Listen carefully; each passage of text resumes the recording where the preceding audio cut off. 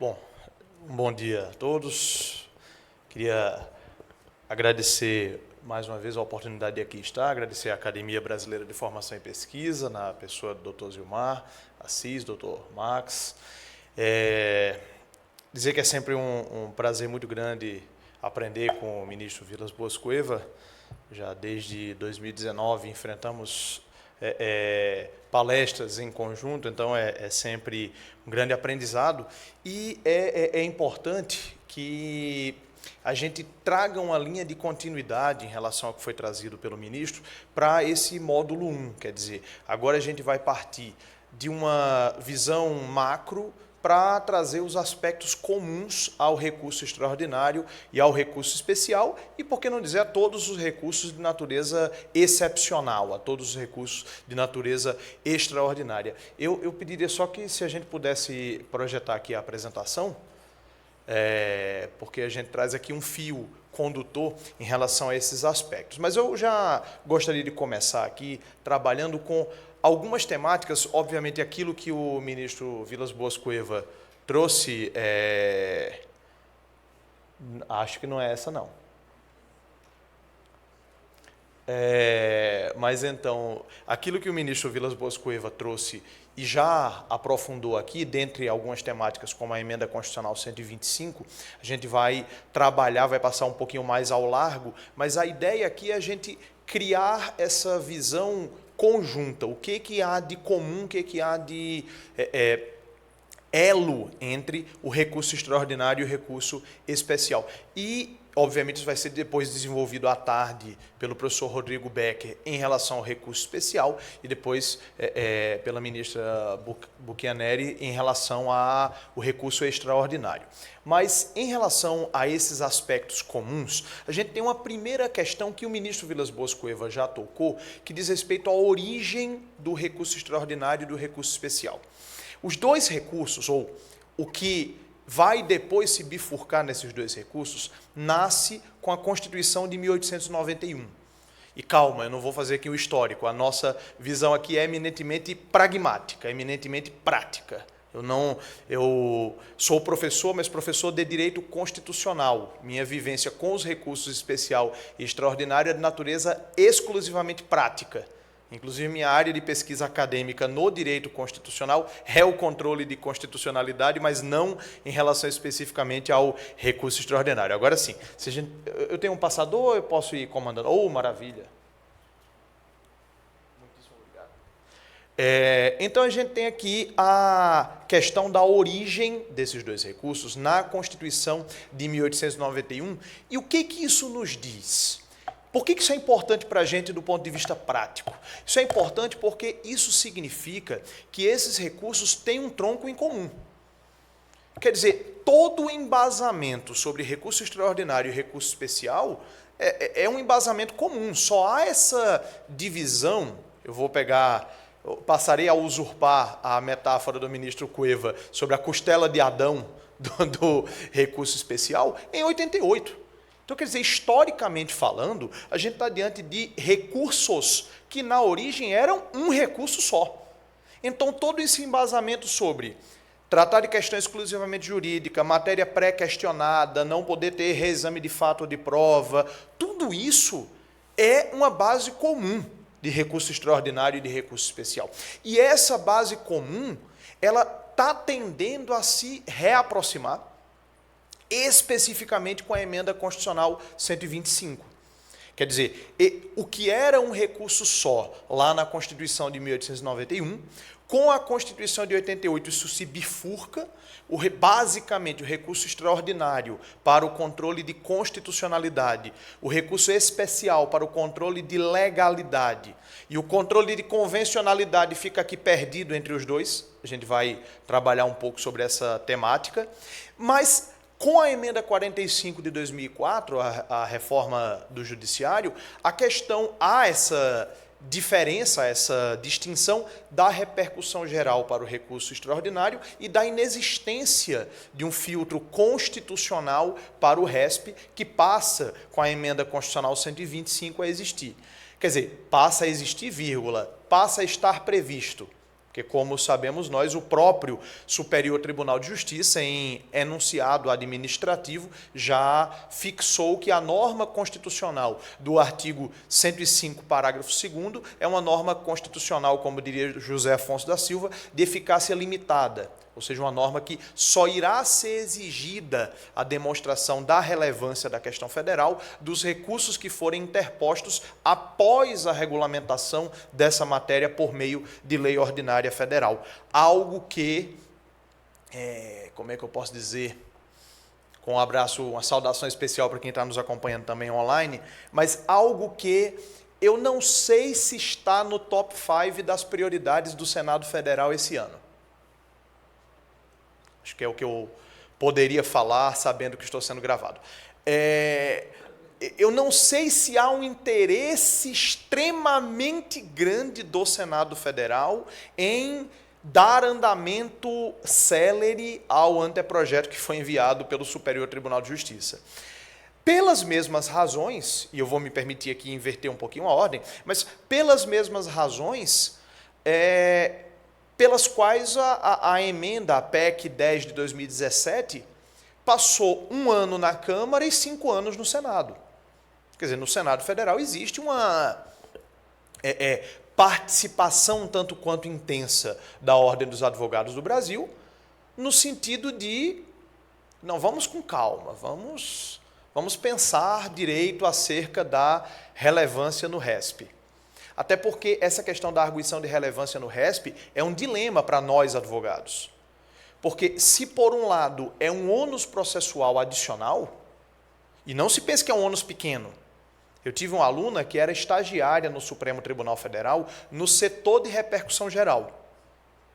E eu perguntava a ela, Ângela, mas na prática, o que você faz? Ela disse, não, professor, o meu trabalho é separar numa pasta os recursos extraordinários que não têm um tópico específico sobre repercussão geral. Os recursos extraordinários que não têm um tópico específico, que não há aquela obrigação processual, né, de abrir um tópico específico para tratar. Eu disse, e chega muito, isso era 2017, 2018, ela ainda chega muito.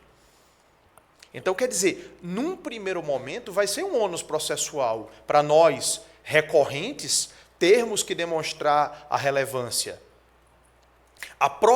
O próprio parágrafo 3º do 105, que prevê os casos de relevância presumida, foi uma pauta, em parte, da OAB, em parte do próprio sistema político, de dizer de jeito nenhum que uma causa que me declara inelegível lá no TJ de Cafundolândia do Norte, eu não vou poder levar ao Superior Tribunal de Justiça. Se a gente for olhar as causas que a emenda 125 prevê como de relevância presumida, é o quê? Ação penal. Aí tudo bem, dá para a gente dizer que tem uma questão de liberdade de locomoção envolvida, mas ação penal, improbidade administrativa, causas que possam gerar inelegibilidade. Então tem nitidamente ali uma movimentação, não estou dizendo que é ilegítima, mas sociologicamente falando, ali tem uma manifestação do sistema político, dizendo, olha, essas causas aqui são muito sensíveis, podem desequilibrar o jogo democrático, essas causas aqui eu faço questão que elas possam chegar ao Superior Tribunal de Justiça. Mas, por exemplo, por que causas de improbidade têm relevância presumida e causas de processo administrativo disciplinar contra servidor público não têm? Qual é o critério de distinguishing? Então, assim, eu não vejo, pode ser que eu esteja enganado, mas eu não vejo o Senado Federal com muita pressa para regulamentar a emenda 125, ainda mais depois que o próprio Superior Tribunal de Justiça já deixou claro que, enquanto não houver a regulamentação, o requisito não pode ser exigido. Eu tenho uma visão um pouco mais otimista do que a média dos colegas advogados em relação à arguição de relevância, porque eu acho que não faz muito sentido esse quadro que o ministro Vilas Boas Cueva descreveu para a gente persistir. Acho que ele é ruim para os bons advogados. A gente tem hoje causas no STJ, causas em que nitidamente você tem uma grande probabilidade de vitória, mas você fica esperando 5, 6 anos para ter uma decisão. Então, quer dizer, eu não sei até que ponto, para os bons advogados, e eu cometo o cabotinismo de me incluir mentalmente entre os bons advogados, mas eu não sei em que sentido é bom para os bons advogados ter uma causa com a boa probabilidade de vitória, mas que tem que esperar uma década para ser decidida. Então, eu tenho a visão um pouco mais de médio prazo do que talvez seja a média da categoria dos advogados. Mas, retomando aqui a ordem, então, da apresentação, eu queria só deixar claro esse pressuposto. Por isso que, quando a gente foi organizar esse evento aqui já é o 3º ano consecutivo que a gente tem aqui em São Paulo, esse curso de recurso extraordinário e recurso especial. A gente já teve aqui, já teve em Goiânia, já teve em vários lugares do Brasil, lá em Brasília também, obviamente. Mas eu sempre sugiro que a gente coloque esse módulo antes dos demais. Exatamente para, antes de serem discutidas pelo professor Becker, as questões específicas do RESP, e antes de a ministra discutir as questões relacionadas ao recurso extraordinário, a gente possa enxergar esse tronco comum que une esses dois recursos. Claro, vai gerar uma especialização, a ponto de que eu sou proibido de citar questão constitucional no RESP, e eu sou proibido de citar temas de lei federal no recurso extraordinário. Se eu citar tema constitucional no RESP, a não ser que seja violação originária, uma violação que aconteça no próprio julgamento do RESP, que é uma coisa raríssima, mas em condições normais de temperatura e pressão, eu sou proibido de citar temas constitucionais no RESP, sob pena de o STJ dizer, alto lá, eu não posso usurpar o papel constitucional do Supremo Tribunal Federal, e vice-versa. Se eu citar tema de lei federal no recurso extraordinário, aquela duplinha perigosa para o advogado chamada ofensa reflexa. O ministro Vilas Boas Cueva nega veementemente a existência de uma inteligência artificial que rastreie essas palavras. Eu dizia ao colega Fred que inteligência artificial pode não haver, mas estagiários tem. Estagiários dando um Ctrl F em determinadas situações tem. Um dos dilemas de quem trabalha com recurso extraordinário e com recurso especial é pegar o paciente na UTI.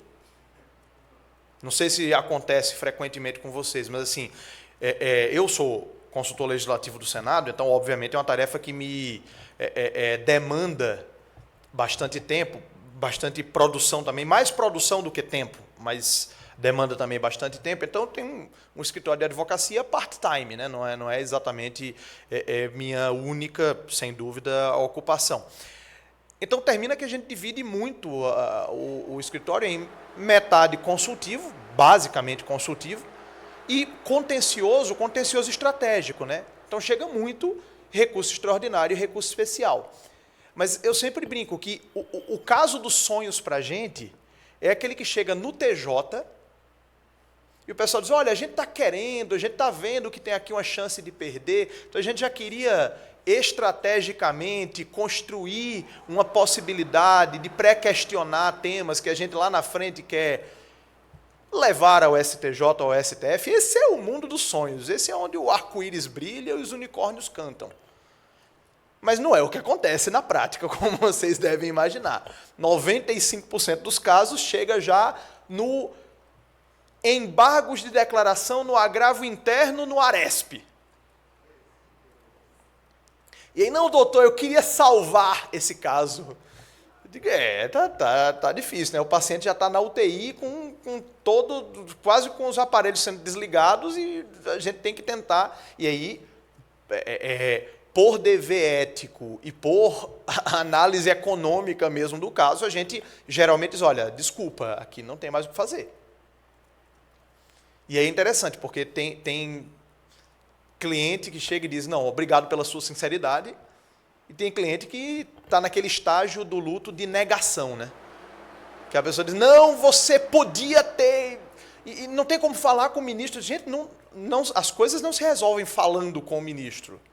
As coisas se resolvem tecnicamente. Você pode até também conseguir um despacho, conseguir um convencimento, mas você não vai ter uma coisa que está trancada à jurisdição. Então, é o dilema. E talvez esse seja essa seja a principal preocupação de quem trabalha com RE e RESP, é passar a ter uma gestão estratégica desses conflitos. E a gente precisa ter algum tipo de como é que eu posso dizer isso? Distribuição da atenção que é dada nos escritórios de advocacia às causas de maior potencial. Você não pode pegar uma causa de juizado especial e dar ela a mesma atenção de uma causa que tem potencial de virar um tema constitucional de relevo. Isso tem que começar lá antes da matéria ser judicializada. Quer dizer, na verdade, a gente tem que pensar o processo de trás para frente. A gente tem que pensar o processo. Olha, esse caso aqui, tem algum tema constitucional que eu possa fazer chegar ao STF? Se sim, eu já vou inserir na petição inicial.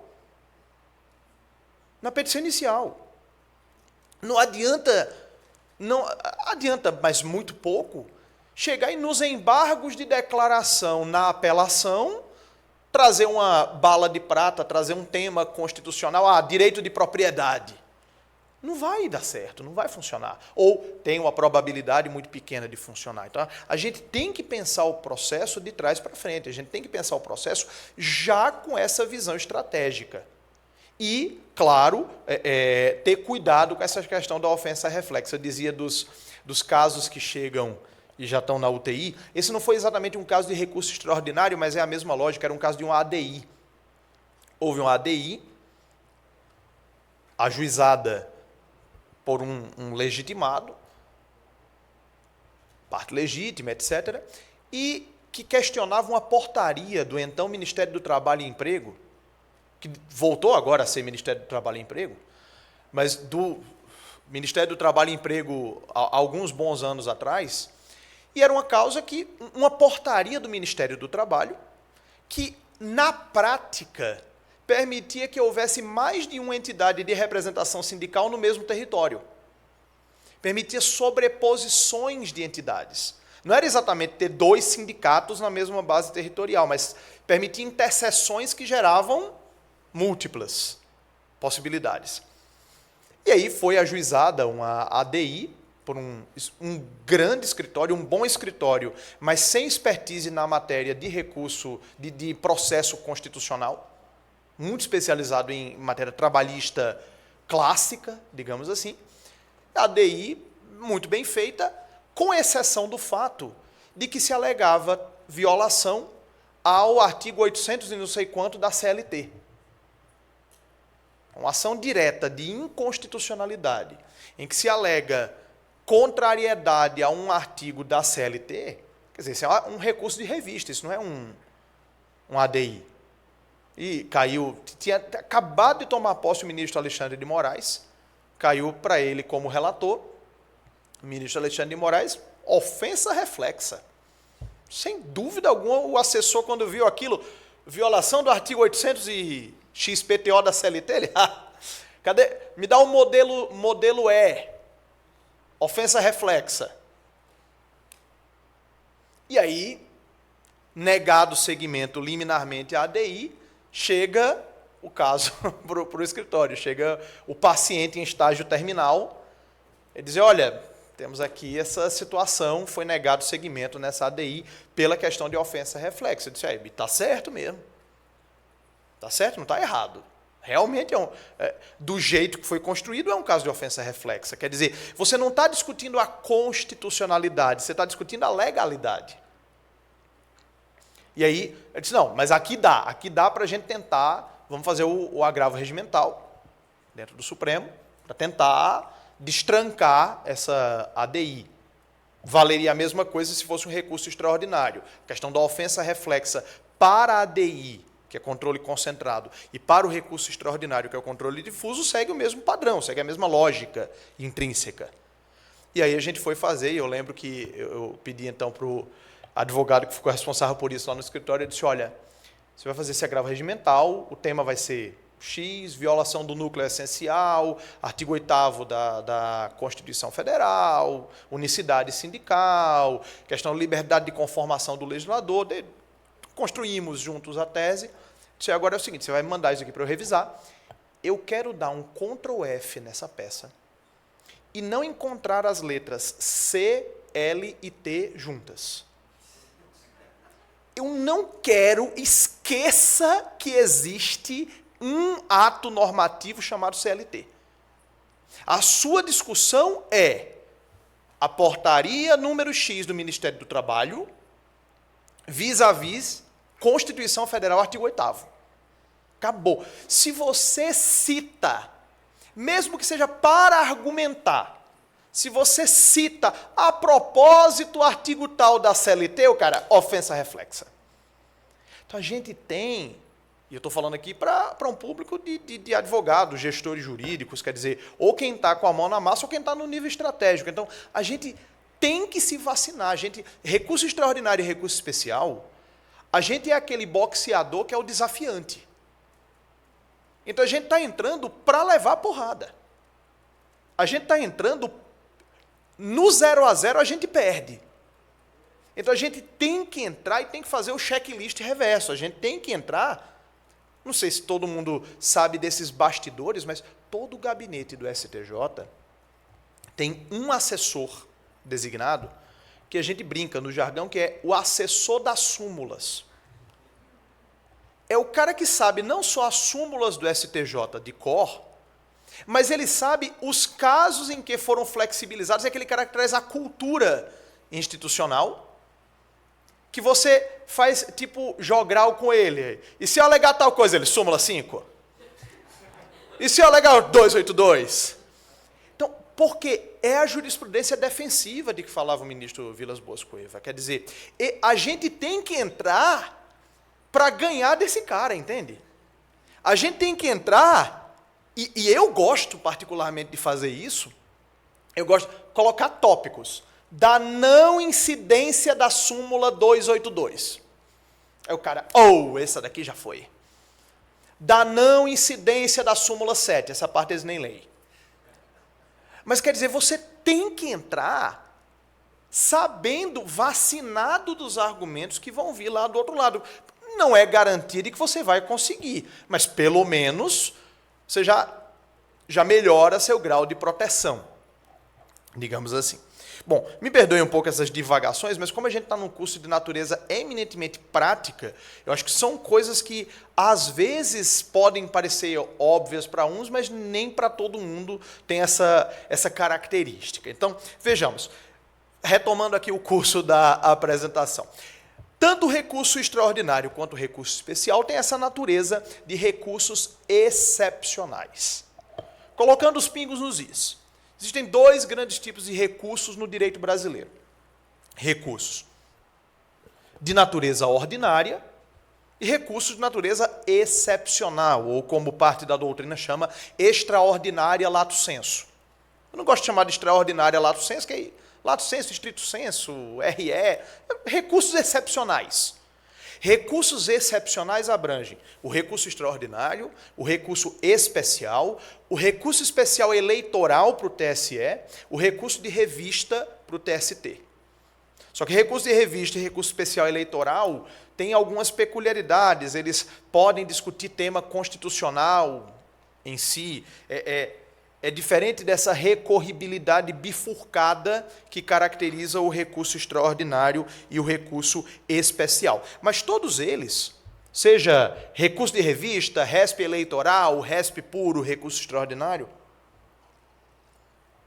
todos eles têm essa natureza de recursos excepcionais. O que caracteriza um recurso ser excepcional? Primeiro, é um recurso de fundamentação vinculada. É um recurso em que você não pode recorrer tendo como causa de pedir recursal qualquer violação do ordenamento jurídico.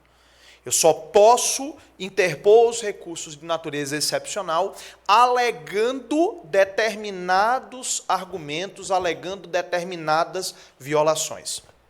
Mais uma vez, para quem atua cotidianamente com essa matéria, pode parecer algo de natureza óbvia, mas eu trabalhei 7 anos do outro lado do balcão, eu trabalhei 7 anos com parecer em admissibilidade de RE e RESP, e eu vou dizer para vocês, uma parcela relevante dos advogados brasileiros não sabe a diferença de um RESP para uma apelação. Parcela relevante dos advogados brasileiros interpõe RESP alegando que não houve dolo, que não se verificou o dano, que há dúvida em relação ao quantum. Tem de tudo. Tem muito advogado que ainda pensa que recurso especial é uma terceira instância. Recurso especial é a segunda apelação. E eu digo isso, obviamente, que entre nós, a maioria, se não a unanimidade, tem noção dessa distinção ontológica entre a apelação, que é um recurso de fundamentação livre, e o recurso especial e o recurso extraordinário, que são recursos de fundamentação vinculada. Mas não necessariamente na nossa equipe todo mundo tem essa noção. Então, especialmente para quem aqui gerencia equipe jurídica, tenhamos essa noção. Não presumamos que todo mundo da nossa equipe sabe disso. Eu já tive em equipe bons advogados, mas que por uma questão de hábito, às vezes a pessoa está 6, 7 anos advogando só em primeira e segunda instância, o hábito do cachimbo entorta a boca, dizia minha avó. Então, quer dizer, a pessoa vai tender a trazer aquilo. Então, você tem que chamar a pessoa para a realidade. Opa, peraí, aqui as cartas que você pode utilizar não são quaisquer cartas. Aqui o recurso é de fundamentação vinculada. E o recurso é de fundamentação vinculada porque a finalidade dele para o sistema recursal não é fazer justiça. A função do recurso extraordinário e do recurso especial não é fazer justiça, é fazer controle normativo. Eu lembro a primeira vez que eu ouvi essa frase, eu estava na faculdade, gerou uma certa revolta em mim, eu ainda era idealista, ainda achava que iria mudar o mundo. E aí quando o professor da gente chegou e disse, olha, o recurso extraordinário não é para fazer justiça. Eu disse, como assim? Vou desistir do curso. Não, mas não é mesmo.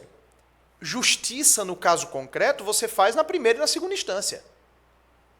Ele pode até ter como efeito colateral fazer justiça ao caso concreto, mas não é a finalidade pela qual o recurso foi criado. O recurso extraordinário e o recurso especial foram criados para uniformização de entendimentos sobre matéria constitucional e sobre matéria de lei federal.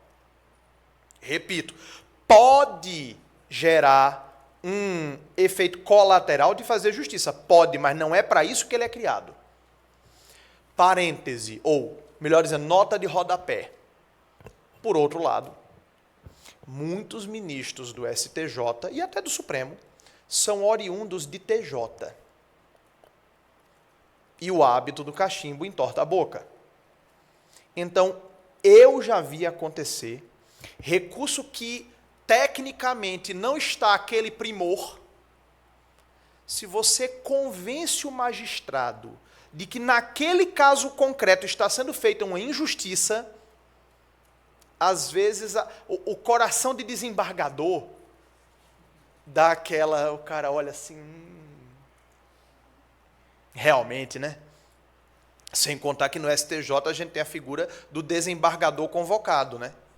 Que é o desembargador que está lá no STJ passando uma temporada.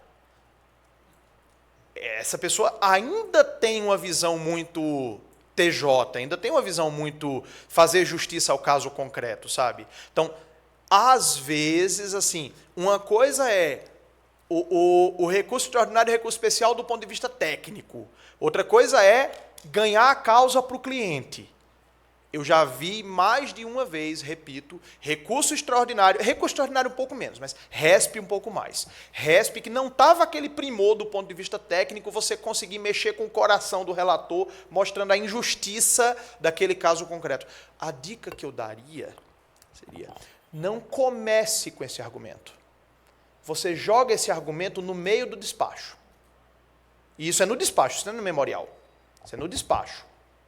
No despacho, você chega lá, inclusive, Excelência, que veja, tem um caso que a gente tem no escritório, um caso de improbidade administrativa, um médico, setor público, acumulava legalmente 2 cargos e fazia uma malandragenzinha, batia ponto em um estando no outro. Tudo bem, merece uma punição. É inegável que merece uma punição. Só que ele foi condenado em improbidade administrativa, ainda na vigência da lei antiga, violação a princípios. Violação a princípios na lei de improbidade administrativa original é basicamente qualquer coisa que o Ministério Público discorde. E violação a princípios, multa de 100 vezes a remuneração anual dele. Gente, é impraticável uma coisa dessa. Você chega para o ministro do STJ, você diz, ministro, aqui tem a retroatividade benéfica da nova lei, a nova lei não considera mais isso como improbidade, não faz sentido, o STF decidiu no tema tal, da repercussão geral, e tem mais, ministro. Aqui é um médico que efetivamente trabalhou, que está aposentado, vai ter que pagar 100 vezes a remuneração dele. Por uma questão de carga horária, de compensação. Merece a penalidade? Merece, mas não multa civil de 100 vezes a remuneração. Então, esse é o tipo da coisa que quebra um pouco esse rigor técnico. Eu já vi no Supremo, o Supremo passar por cima de questão que não estava pré-questionada.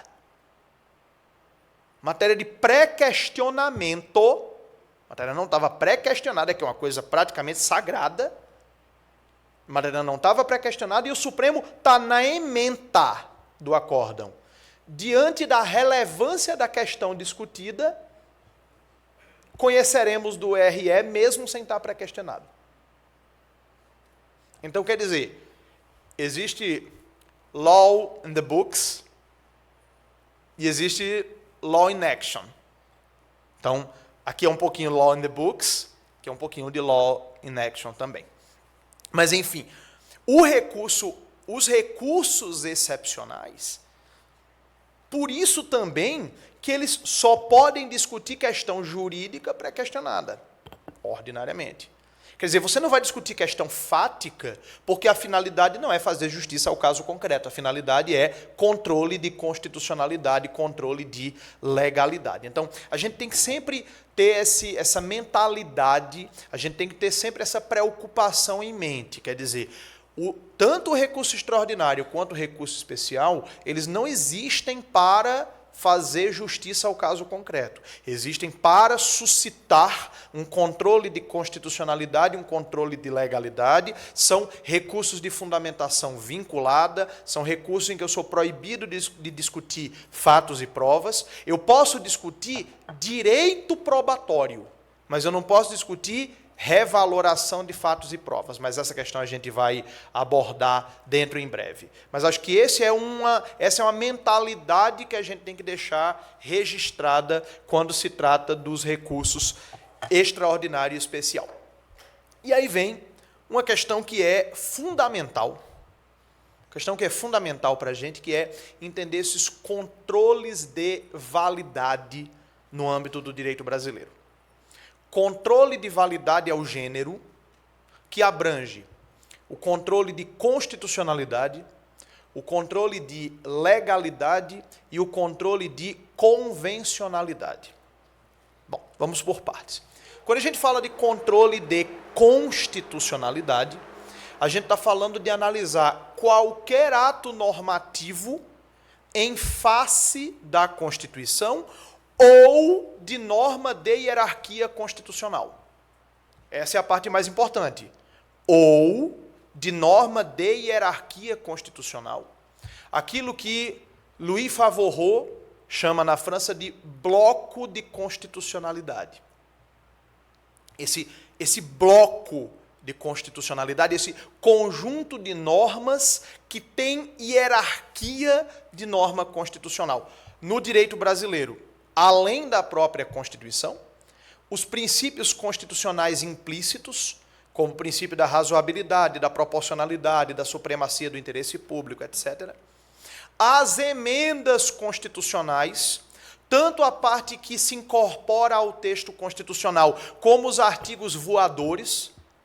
Artigos voadores na gíria são aqueles artigos que ficam nas emendas constitucionais, mas não se incorporam ao texto constitucional. Por exemplo, as emendas sobre reforma previdenciária. Tem um monte de artigos voadores, artigos que ficam à parte. E essa parte o pessoal esquece com muita facilidade.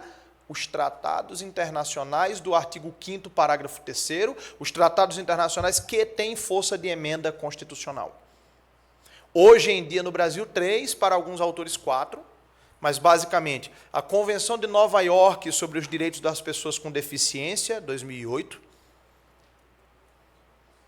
Tratado de Marrakech sobre acessibilidade de livros para pessoas cegas, e a Convenção Interamericana de Combate ao Racismo, à Discriminação Racial e a Formas Correlatas de Intolerância, internalizada em 10 de janeiro do ano passado. Alguns autores colocam também o protocolo facultativo da Convenção de Nova York. Eu costumo colocar no mesmo. Então, é a Convenção de Nova York e o seu protocolo facultativo. Por que isso é importante, pessoal? Porque quando a gente fala de contrariedade à norma constitucional, a gente muito frequentemente esquece que essas normas têm hierarquia constitucional. Por exemplo, a gente tem a primeira norma constitucional brasileira a prever de maneira expressa cotas para negros é a Convenção Interamericana de Combate ao Racismo, artigo 5º. O STF já tinha declarado constitucionais atos normativos que prevêem cotas para pessoas negras em acesso à universidade pública, DPF 186, e em acesso a concursos públicos, mas a primeira norma de hierarquia constitucional a prever isso de maneira expressa é o artigo 5º da Convenção de Combate ao Racismo. Outro caso, a gente tem um monte, não é exatamente de recurso extraordinário, mas para ficar no nosso âmbito de preocupações, existem muitas obrigações constitucionais de legislar que estão nessas convenções internacionais. Eu tenho um mandado de injunção lá no TJDFT, no Tribunal de Justiça do Distrito Federal e Territórios, sobre essa questão. Obrigação do Estado de legislar sobre cotas para pessoas com deficiência em acesso a universidades. Coisa que na esfera federal existe, mas na esfera distrital não existe. Mandado de injunção. Um direito previsto em norma de hierarquia constitucional, de eficácia limitada, e que não está regulamentado e que gera o impedimento ao exercício desse direito. Então, quer dizer, a gente tem que lembrar que quando a gente fala de controle de constitucionalidade, quando a gente fala de normas de hierarquia constitucional, o nosso leque é um pouco mais amplo do que momentaneamente a gente pode relembrar.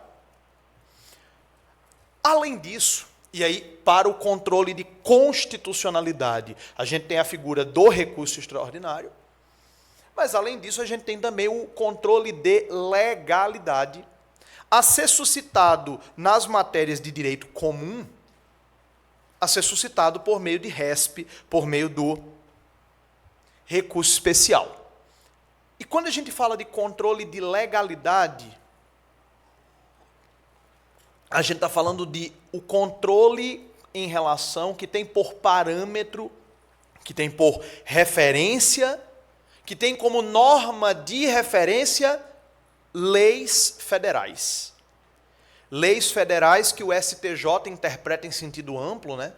Não só as leis ordinárias federais e as leis complementares federais, mas também atos de hierarquia legal oriundos da esfera da União. E aí a gente tem aqui um campo bastante amplo para verificar se uma decisão judicial está de acordo com a lei federal, se um ato administrativo estadual está de acordo com a lei federal. A linha B do 105.3 de que falava o ministro Vilas Boas Cueva. Quer dizer, eu posso interpor o recurso extraordinário alegando contrariedade à lei federal ou negativa de vigência, que é a letra A, alegando que a decisão julgou válido ato de governo local contestado em face de lei federal, que é a linha B, controle de legalidade clássico, né? Quer dizer, eu tenho um ato administrativo que foi cotejado em face de uma lei federal e que foi considerado válido, e eu discordo desse entendimento. Vale para nomeação de servidor, vale para procedimento licitatório, vale para um monte de coisa. E a linha C, que é a divergência jurisprudencial em relação ao entendimento de uma lei federal. A gente vai voltar a esse tema das hipóteses de cabimento do recurso especial, e o professor Rodrigo Becker, que é especialista em RESP, vai trabalhar com vocês isso à tarde. Eu não vim no mesmo voo, mas a gente chegou praticamente ao mesmo tempo aqui em Congonhas, eu vinha falando para o professor Becker, e ele me disse que ele está trabalhando no setor da AGU, que trata de recursos repetitivos em matéria de RESP, em matéria de direito processual. Eu disse, nossa, eu nunca tinha visto uma especialização tão grande. A nota de rodapé do anexo, então, trabalha especialmente com isso. Vai ser uma aula memorável, sem dúvida, no período da tarde. Mas a professora Tereza Arruda Alvim Vambier, de quem eu sou declarado fã, professora Tereza Arruda Alvim Vambier, que tem um dos melhores livros sobre recurso extraordinário e recurso especial, pensando do ponto de vista tanto acadêmico quanto prático. A professora Tereza Arruda Alvim, ela fala que, na prática, a gente não precisa das 3 alíneas do RESP. Na prática, tudo vira letra A. E é verdade.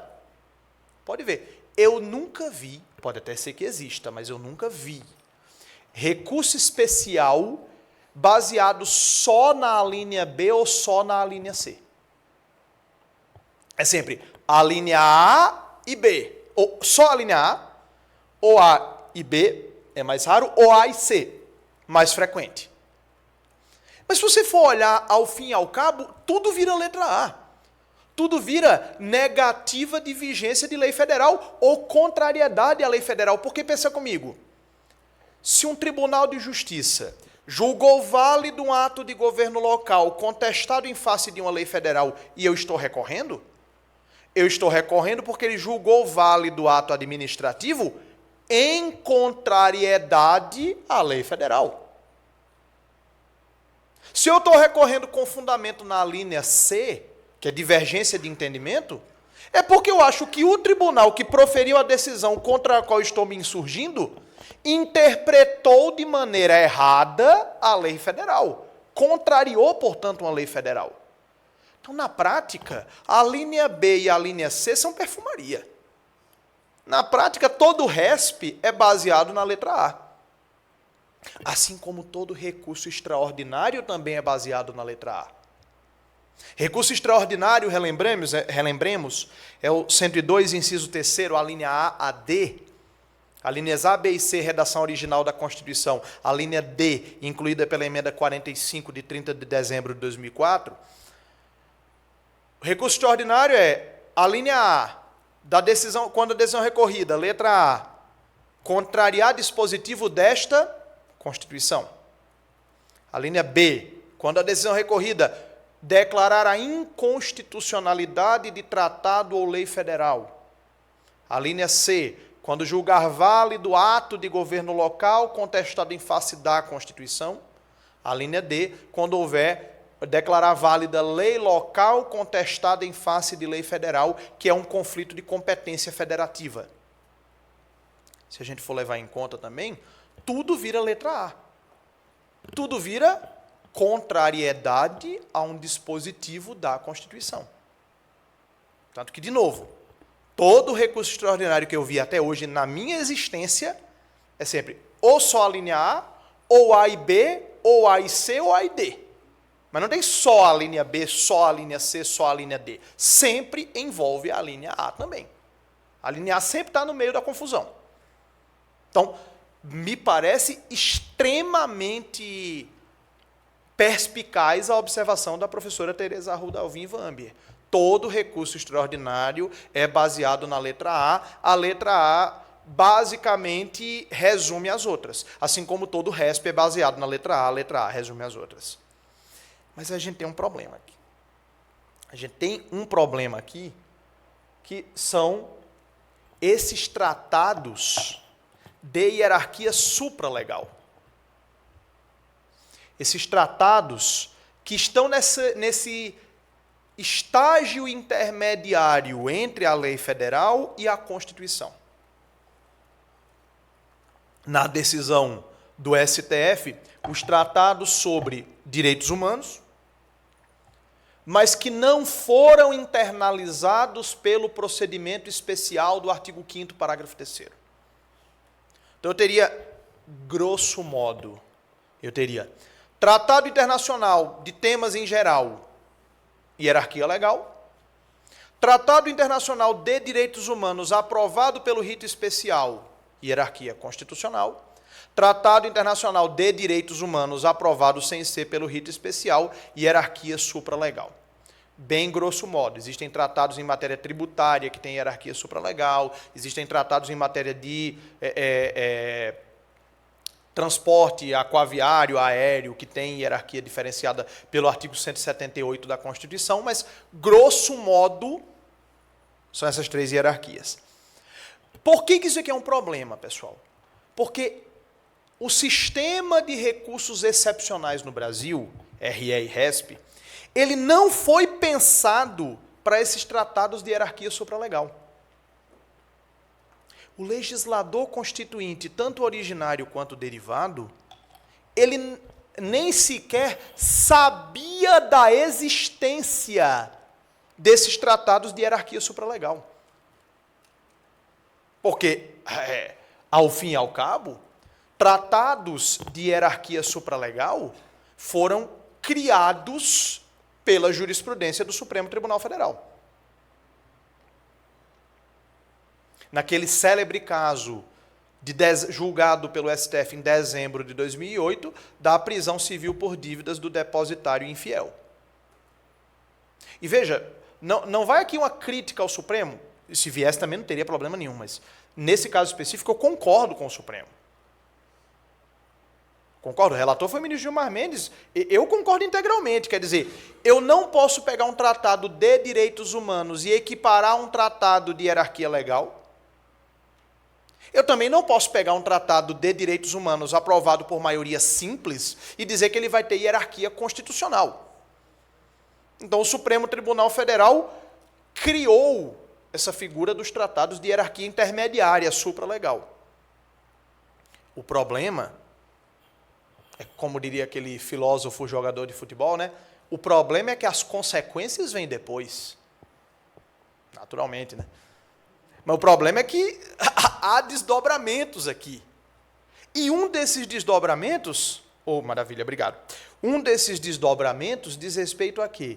Diz respeito a não ter recurso para discutir contrariedade a tratados de hierarquia supralegal.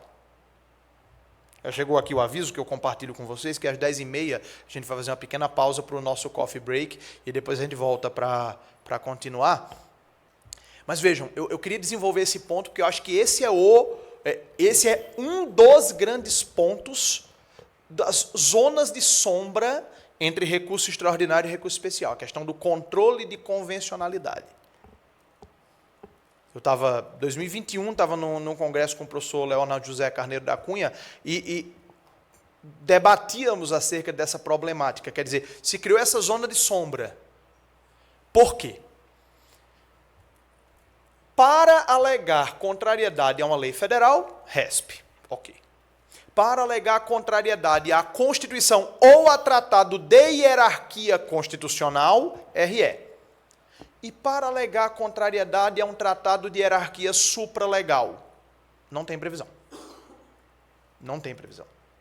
E não tem previsão, aqui eu vou defender minha casa. Não há previsão não por culpa do legislativo, é porque não havia previsão desse tipo de tratado. Ninguém sabia que existiria tratado acima da lei, mas abaixo da Constituição. E esse criou esse vácuo normativo, esse vazio normativo. Bom, como tudo no direito, existem 3 correntes aqui, né? Depois que a gente aprende isso, a vida da gente na faculdade muda, né? Você nunca tira 0 numa prova jurídica. Você diz, existem 3 correntes, pelo menos uns 2 pontos você ganha ali.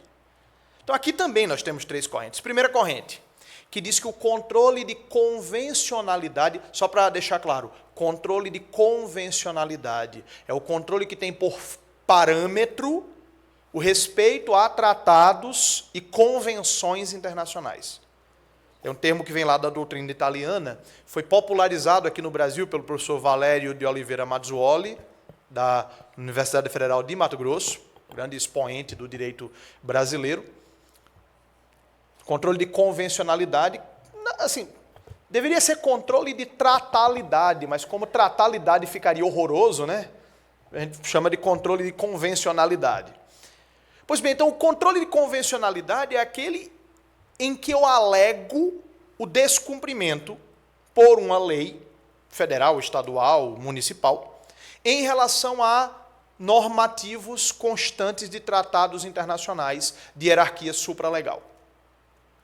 Pode ser usado em sentido amplo também para alegar a violação a tratado de hierarquia constitucional, mas aí é controle de constitucionalidade, é mais fácil.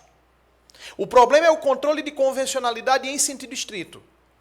Quando eu alego, por exemplo, violação, e veja que problemaço que a gente tem nas mãos. Quase todos os tratados de direitos humanos no Brasil têm hierarquia supralegal. Porque a gente só tem 3 tratados que foram aprovados com o rito especial. As convenções da OIT, é tudo supralegal. O Pacto de San José da Costa Rica, a famosa Convenção Americana de Direitos Humanos, de Direitos Civis e Políticos, na verdade, a primeira geração, né? Que tem um monte de coisa, tem regras processuais extremamente detalhadas no artigo 7º e no artigo 8º, por exemplo. É tudo hierarquia supralegal. Então, assim, não é um volume vasto de matérias que está aqui com essa hierarquia supralegal intermediária. Então, dizia eu, existem 3 correntes acerca desse tema. Corrente número 1 vai dizer que, para suscitar o controle de convencionalidade, eu devo usar o RESP, eu devo usar o recurso especial. Ou seja, eu teria uma vis expansiva da interpretação do cabimento do RESP. Eu utilizaria o recurso especial direcionado ao Superior Tribunal de Justiça para questionar descumprimento de lei ou descumprimento de matérias superiores à lei, mas que não chegam a ter hierarquia constitucional.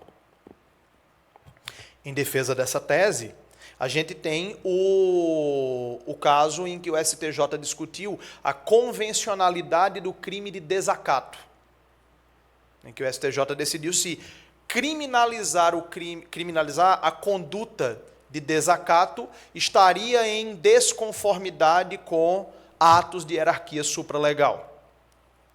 Uma segunda corrente vai dizer, não, olha, se está acima da lei, eu não posso equiparar o controle de legalidade. Se está acima da lei, eu devo equiparar o controle de constitucionalidade. Ou seja, a dúvida é se eu equiparo para baixo ou se eu equiparo para cima.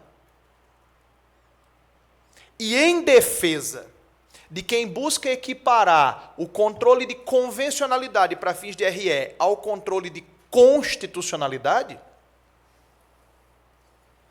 nós temos nada mais, nada menos do que o próprio caso em que o STF decidiu essa matéria.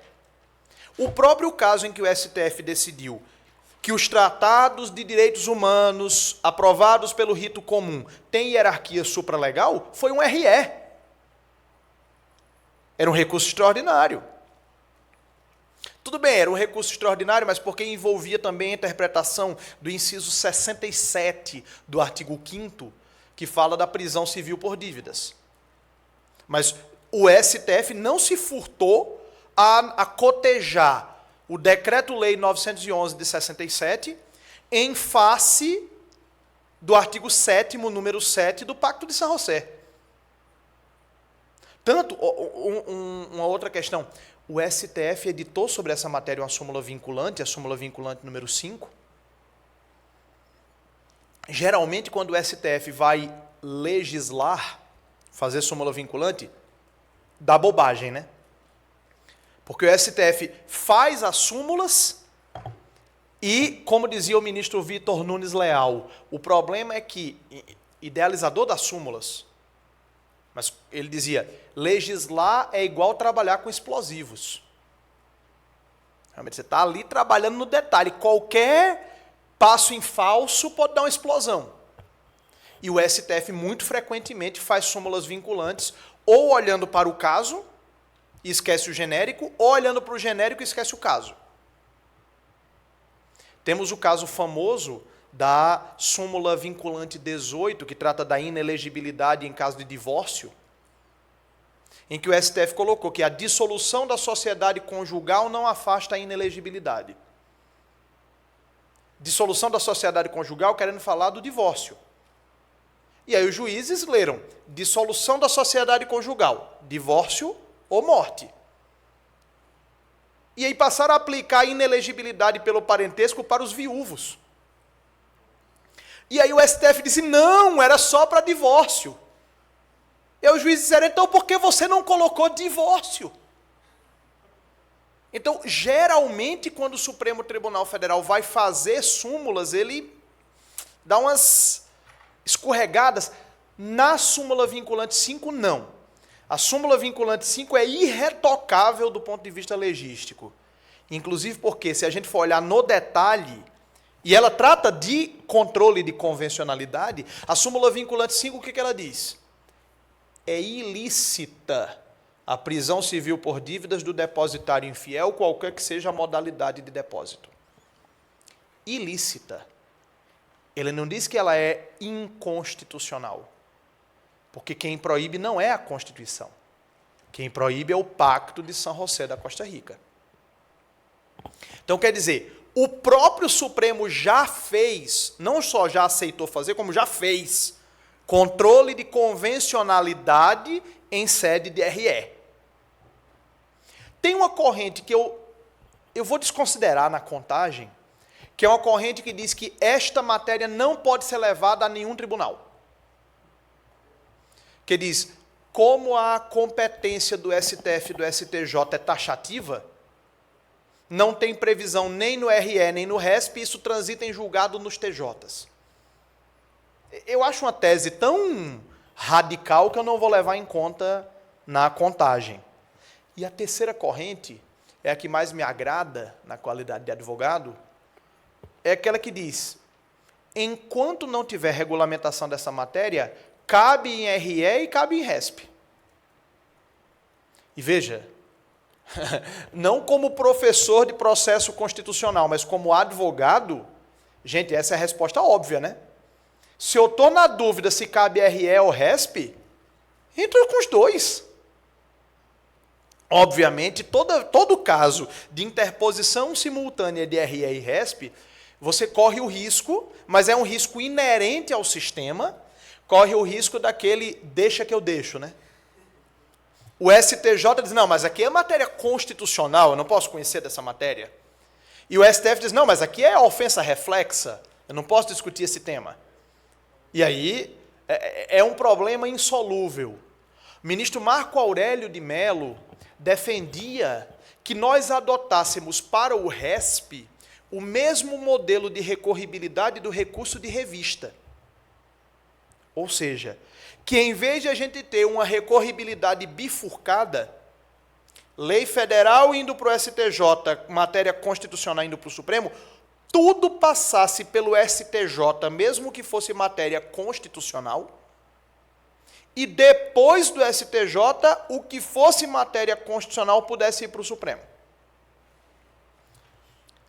Eu acho que dos 33 ministros do STJ, menos 3 concordam com essa tese, porque iria gerar maior morosidade, iria dar mais segurança, mas iria gerar maior morosidade e iria gerar um ainda maior congestionamento de processos no Superior Tribunal de Justiça. Mas é o modelo, por exemplo, que é seguido na Justiça do Trabalho, na Justiça Eleitoral, com um volume significativamente, pelo menos na matéria eleitoral, menor de processos. Mas, enfim, do ponto de vista prático, eu diria que essa questão do controle de convencionalidade por meio dos recursos de natureza excepcional é uma zona de sombra. Já houve caso em que ele foi feito via RESP, já houve caso em que ele foi feito via RE. Na qualidade de alguém que precisa ganhar a causa para o cliente, eu interporia tranquilamente os dois. E se der briga entre o STF e o STJ, não é um problema meu. É um problema do STF com o STJ. Mas veja, a questão aqui a gente tem que se vacinar. A gente tem que saber que aquilo vai ser... O STJ vai dizer, opa, mas aqui na tema é DRE? Você diz, não. Já bota na petição do recurso. Nem se diga que o caso seria de recurso extraordinário, porque esta corte já fez controle de convencionalidade no respital. A mesma coisa, multiplicando por menos 1, no recurso extraordinário direcionado ao Supremo Tribunal Federal. Eu diria que hoje, agora, como observador, não como parte interessada, como observador, eu diria que a tendência, digamos assim, por gravidade, é que o controle de convencionalidade seja absorvido pelo STJ. Eu diria que a tendência maior... Eu vejo hoje um cenário, um STJ muito mais aberto a fazer controle de convencionalidade do que o Supremo. Mas pode ser impressão. Não tenho dados empíricos para sustentar isso, mas eu tenho essa leitura. De qualquer jeito, é uma zona de sombra entre recurso extraordinário e recurso especial. Nessas zonas de sombra, o mais seguro é interpor ambos os recursos. Sobre a questão da natureza dos recursos excepcionais, como ordinariamente recursos de revisão e apenas excepcionalmente recursos de cassação, a gente comenta um pouquinho depois do nosso intervalo, tá bom?